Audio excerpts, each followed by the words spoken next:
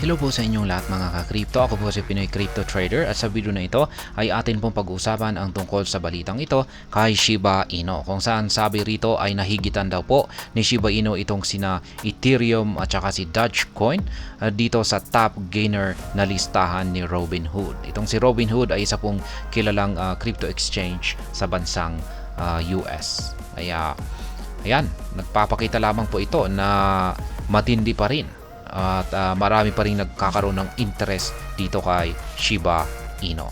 Kaya ayan, bago po tayo magpatuloy ay nais ko lamang po munang bigyang linaw ang aking disclaimer kung saan ang nilalaman po ng video na ito ay hindi po ito isang financial advice.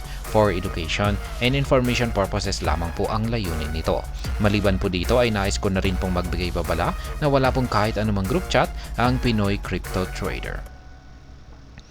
At ayan, ang sabi rito ay leading dog theme cryptocurrency Shiba Inu secures the second position in Robinhood's list of the top 10 cryptos with the most weekly gains. Kaya yan, hindi po yan basta-basta na makakamit ang second position or second spot ng top 10 cryptos na may pinakamataas na weekly gain.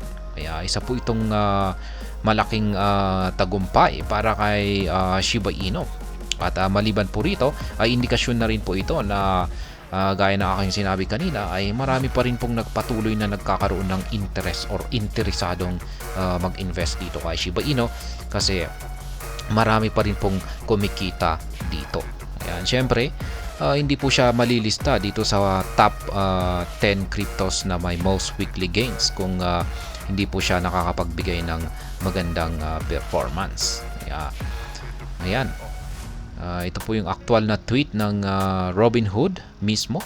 At ayan, ito po yung kanilang screenshot dito sa kanilang mga top 10 na most top 10 na cryptos na may most may mataas na weekly gain. Kaya ayan, daig po niya itong sina Aave, Link, Ethereum, Bitcoin, Comp, XTZ, Litecoin at saka si Dogecoin. Ayan. Hindi po maganda yung performance ni XTZ, Litecoin at saka si Dogecoin. Mga negative yung kanilang performance. Yan, yung may magandang performance po dito ay itong si Uniswap, 14.6%. Samantala ay ang kasunod po rito ay itong si Shiba Inu, 6.7%. At hindi naman po nalalayo itong si Aave na nasa 5%. Si Link ay 2.9%, almost 3% na rin. Si ETH ay 2.5%. Pero ayan, si Bitcoin ay 1%, si Comp ay nasa 0.7%. At ayan, itong si Shiba Inu ay ayan, nahigitan po niya yung lahat ng kanyang lahat po ng mga nandito sa ibaba. Ayan, maliban lamang kay Uniswap. Ayan, Shiba Inu outperforms BTC, ETH, and Dogecoin. Kaya ayan na nga, nahigitan po niya. At gaya na nga ng sinabi ko kanina ay ito pa rin po ang nagpapakita na ayan, malakas pa rin itong si Shiba Inu. At hindi pa rin po siya marami pa rin pong mga investor ang nagkakaroon ng interest dito kay Shiba Inu. Hindi po siya makakarating sa second spot na ito kung nalalaos na siya or parang hindi na siya nagugustuhan ng mga investor. Kaya ayan. Kaya nandyan pa rin siya dahil nandyan pa rin po siya. Maraming mga investor ang nagtitiwala dito kay Shiba Inu. Kaya maraming pong nag-i-invest sa kanya at siya ay umaangat.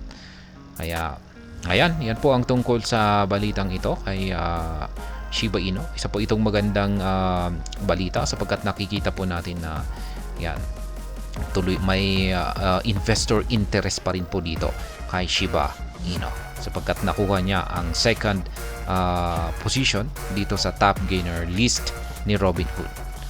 At ayan, hanggang dito na lamang po tayo sa video na ito. Sana po ay inyong nagustuhan ang aking paliwanag sa video na ito. Kung inyo po itong nagustuhan ay pakiclick lamang po ang like button nito. Para naman po sa mga bago lamang dito, kayo po ay aking inaanyayahan para mag-subscribe. Pakiclick na rin po ang bell icon nito dahil ito po ang siya magsisilbing notification nito sa mga bago kong videos na akin pong ina-upload sa aking YouTube channel na ito. Marami pong salamat sa panonood. Ingat po tayo lagi at God bless po sa ating lahat.